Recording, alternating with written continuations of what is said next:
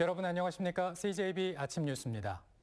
국민의힘 정우택 전 의원이 청주 상당 국회의원 재선거 후보로 선출됐습니다. 3명이 참여한 경선에서 정 전 의원은 유력 경쟁자인 윤갑근 전 고검장을 물리치고 본선 티켓을 거머쥐었습니다. 조용광 기자입니다. 정우택 전 의원이 다음 달 9일 대선과 함께 치러지는 청주 상당 국회의원 재선거 국민의힘 후보로 선출됐습니다. 당원 투표 50%, 상당구민 여론조사 50%를 합산하는 방식으로 진행된 경선에서 정 전 의원은 윤갑근 전 고검장과 김기훈 변호사를 따돌리고 공천장을 거머쥐었습니다.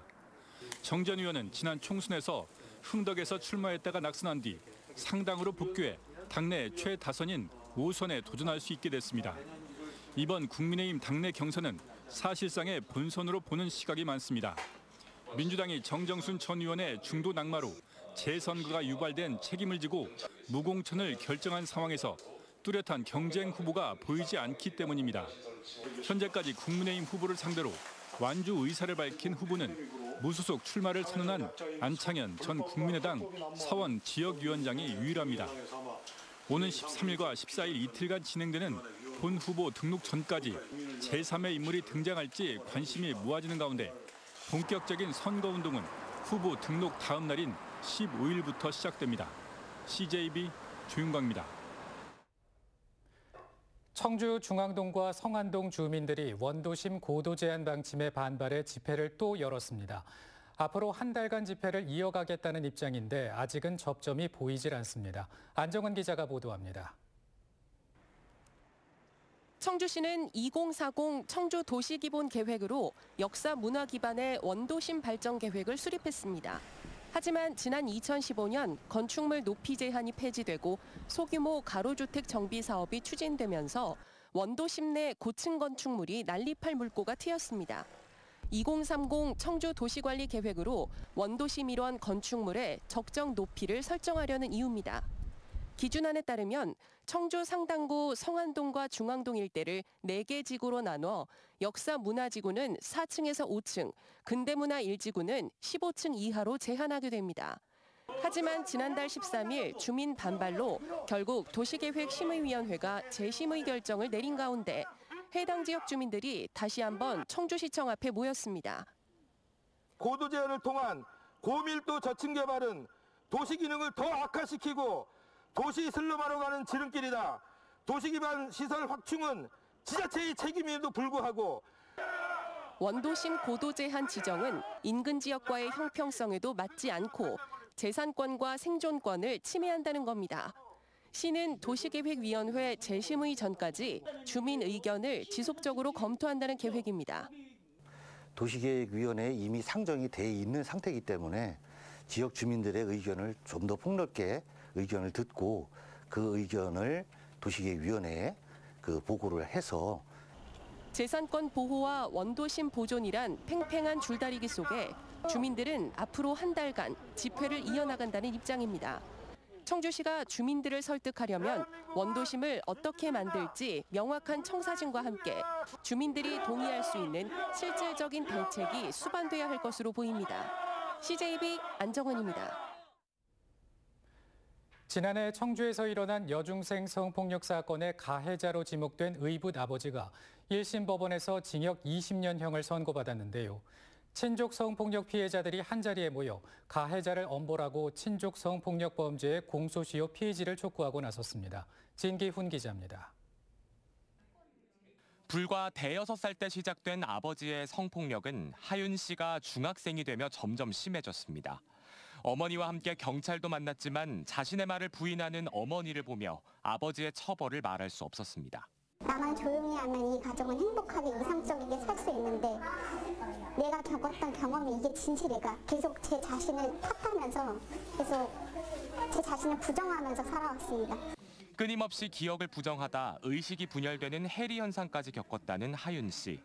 지난해 청주에서 의붓 아버지에게 성폭력을 당해온 여중생이 가치 피해를 입은 친구와 함께 스스로 목숨을 끊은 사건에 가슴이 미어졌다고 말합니다.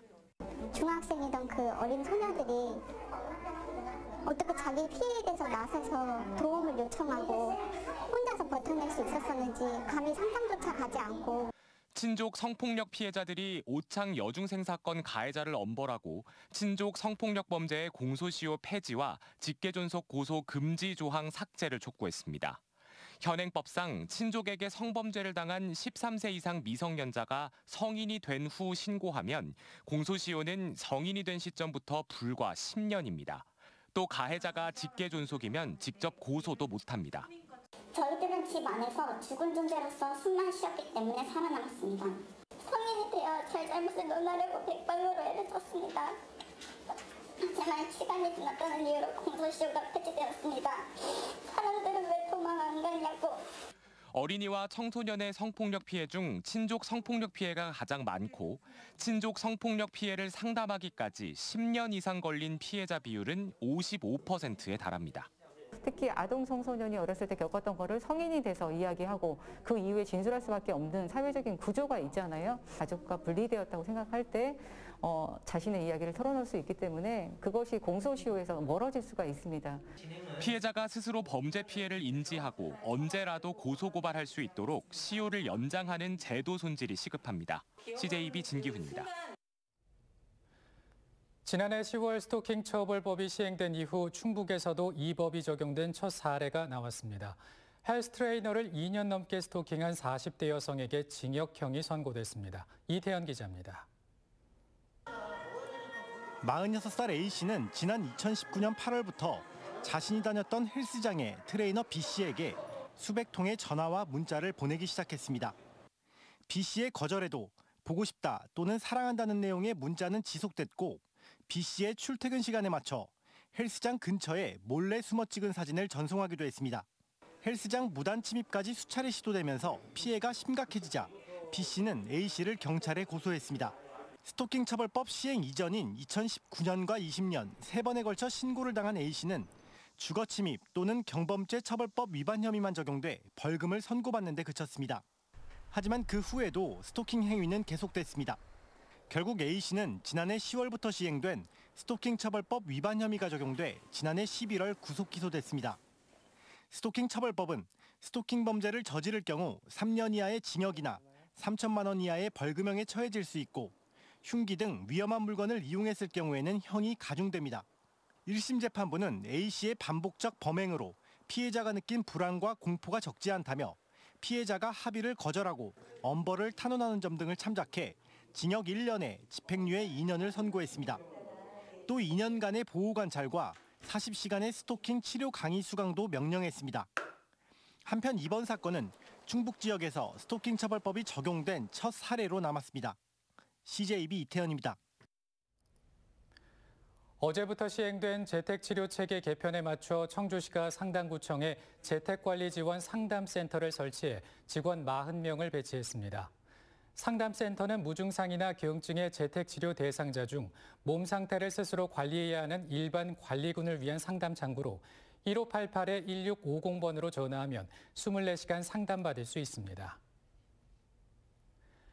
대청호 보존운동본부는 대청호 상수원 수질보존 특별대책 1권역에 친환경 도선사업 범위를 넓힌 환경부의 개정 고시안에 대해 반대 의견을 제출했다고 밝혔습니다.